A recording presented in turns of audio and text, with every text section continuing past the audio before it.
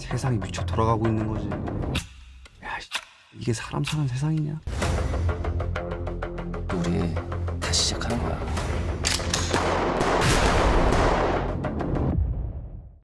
넷플릭스 오리지널을 다루는 시간이죠. 이번 영화는 엄격하게 말하면 넷플릭스 오리지널이 아니라 단독 개봉이라고 할 수 있는데요. 바로 우여곡절 끝에 공개하는 윤성현 감독 작품 사냥의 시간입니다. 2010년 영화 파수꾼으로 화려하게 데뷔한 후 어느덧 10년 만에 차기작이죠. 영화계 3대 거짓말 중에는 이창동 감독이 시나리오 쓰고 있다는 말이 있는데 윤성현 감독 작품 사이의 텀을 보면 그보다 더한 것 같습니다. 오래 기다렸던 만큼 4월 23일 손꼽아 기다렸는데 영화가 이게 과연 최선이었을까요? 지금부터는 영화의 스토리를 간단하게 살펴본 후 사냥의 시간에 대한 아쉬운 점 그리고 무엇이 이 영화의 문제인지에 대해 이야기해 보도록 하겠습니다. 약간의 스포일러가 있을 수 있기 때문에 아직 보지 않으신 분이라면 참고해 주시고요. 자, 그럼 영화 사냥의 시간 리뷰 시작하겠습니다. 때는 근미래의 아포칼립스. 안개가 자욱한 이 도시에서는 대부분의 경제활동이 멈춘 상태죠. 미친듯이 솟아오르는 환율 때문에 원화의 가치는 휴지 조각이 되어버렸고 가게에서는 현금도 받지 않으며 은행에서는 환전까지 금지된 상태입니다. 암울한 이 도시는 마치 배트맨 시리즈의 고담시티를 떠오르게 하는데요. 영화 사냥의 시간 역시 가상의 근미래를 다룬 듯합니다. 최근 실제로 우리 주변의 거리를 보면 상황이 상황인지라 괜히 더 이입되는 영화의 설정. 더 이상 잃을 것 없는 이 암울한 현실에서 준석, 장호, 기훈, 상수 4명의 친구는 인간답게 살기 위해 도박장 금고를 털기로 결심합니다. 그리고 그들을 쫓기 시작하는 의문의 사냥꾼 한. 딱 여기까지가 전형적인 케이퍼 무비로서 영화의 절반에 해당하고 나머지 절반은 4명의 주인공과 사냥꾼 한의 추격전으로 이루어집니다.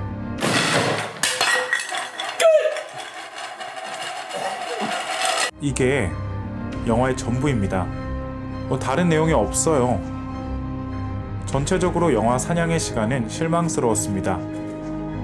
큰맘 먹고 사먹은 대게 딱지를 열어봤더니 그 속이 텅 비어있는, 기대가 커서 실망스러웠다기보단 애써 만들어 놓은 영화의 설정과 메시지를 하나도 거두지 못한 느낌입니다.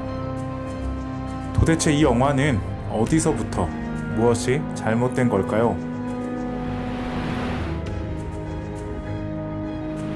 윤성현 감독은 애초에 전작인 파수꾼과는 다르게 이번 사냥의 시간은 드라마 장르가 아닌 추격전 자체로서의 영화를 만들고 싶어 했습니다. 특히 주인공들을 쫓는 사냥꾼 한이란 인물에 대해 감독은 인터뷰에서 한은 절대자의 영역으로 만들어진 캐릭터로서 서스펜스 그 자체라고 말하기도 했는데요. 그보다는 미스터리에 가깝다고 볼 수 있습니다.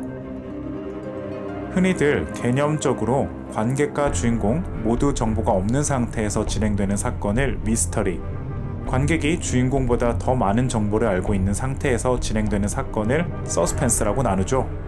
주인공들은 한이라는 작자가 왜 자신을 쫓아오는지 도통 알 수가 없습니다. 하지만 이건 관객도 마찬가지입니다. 그는 목적을 이루었음에도 단지 재미를 추구하기 위해 사냥을 하는 것처럼 보이는데요.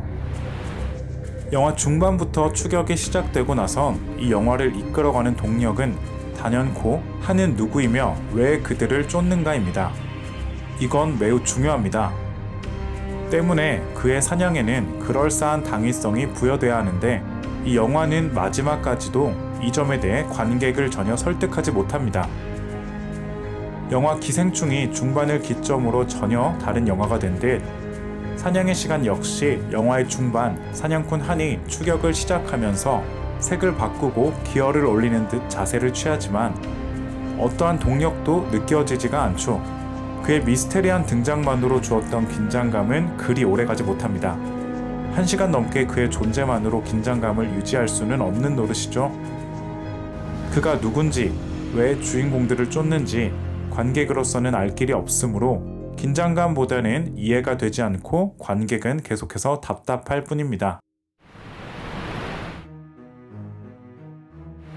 영화에서 그려지는 현실은 경제가 망할 대로 망하고 노동자들은 불법 해고에 대해 투쟁하는데요. 주인공을 포함한 일반적인 사람들은 직업을 갖고 안정적인 생활을 하는 것이 거의 불가능해 보입니다. 그들이 할 수 있는 거라곤 도박 아니면 도둑질이죠. 이곳을 지옥이라 말하는 준석의 말처럼 윤성현 감독이 그리려 하는 사냥의 시간 속 배경은 희망이라곤 찾아볼 수 없는 디스토피아일 겁니다. 아마 실제 현실의 일부분을 반영하고 싶었던 것 같지만 영화에서 그려지는 디스토피아는 생각보다 암울하지 않아 보입니다. 그게 바로 문제인데요. 물론 사람이 없는 거리, 황폐화된 도시 곳곳이 정상은 아니죠. 그러나 자신의 목숨을 걸고 혹은 가족을 버리는 등 지금의 삶을 봤을 때 그들이 말하는 것처럼 더 이상 이럴 것도 없는 삶인지는 의문입니다. 그들은 이 사회 때문에 소중한 사람을 잃은 것도 아니고 특정 복수의 대상이 있는 것도 아니고 오히려 서로가 서로에게 또 다른 가족 구성원으로서 평안함을 주며 심지어 기운과 상수는 아직 멀쩡히 가족이 살아 있습니다. 이런 상황에서 갱단들이 지키고 있는 도박장을 턴다는 이렇게 극단적인 선택을 해야 했을까요?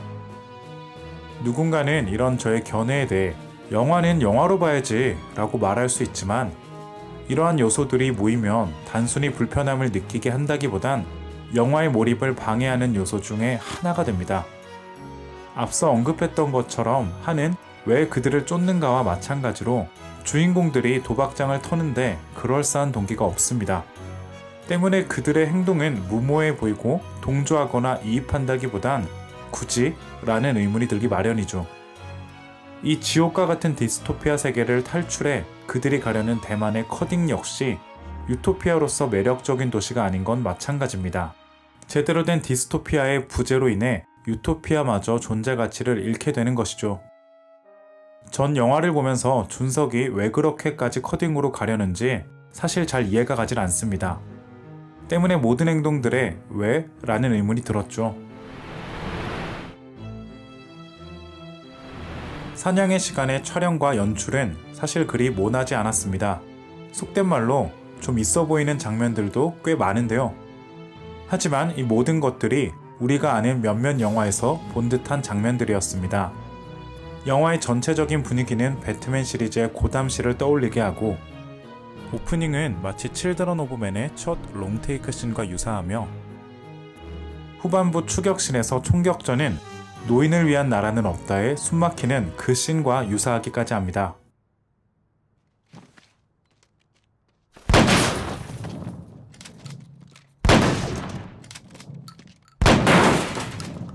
유심히 따져보면 모방했다고 보기는 어려울 수 있지만 앞서 언급한 영화를 보지 않은 관객이라면 사실 꽤나 멋있게 그리고 새롭게 여겼을 만한 촬영과 연출이었는데요. 반대로 말하면 전혀 참신하지 않다는 뜻이기도 하죠. 사실 의문투성이들이 많습니다. 박정민 배우가 연기한 상수가 너무 소리소문 없이 소모되었는가 하면 안지용 배우가 연기한 장호란 캐릭터는 자는 척 연기하는 씬을 넣으려고 만들어졌나 싶고 최우식 배우가 연기한 기우는 왜 이재훈 배우가 연기한 준석과 각별한지 그리고 그의 부모님은 왜 등장했던 건지 조성아 배우가 연기한 쌍둥이 역시 왜 굳이라는 생각이 들기도 하고 살아난 것 자체가 의문투성이인 박혜수 배우가 연기한 사냥꾼 한의 경우 다시 봐도 동기며 행동들이 하나도 이해가 가지 않는 인물입니다. 하고 싶은 것, 보여주고 싶은 것은 많았지만 의욕이 너무 앞섰던 걸까요? 영화에는 이런 대사가 등장합니다. 재밌네. 기회를 줄게요. 5분. 갈 수 있는 최대한 멀리 한번 가봐요. 실망시키지 말고. 10년을 기다렸지만 너무나도 아쉬운 영화 파수꾼. 왓챠 평점 중에는 이런 평이 있었습니다. 재밌네. 기회를 줄게요. 5년. 다시 한번 만들 수 있는 최대한을 만들어봐요. 실망시키지 말고. 지금까지 씬수리였습니다.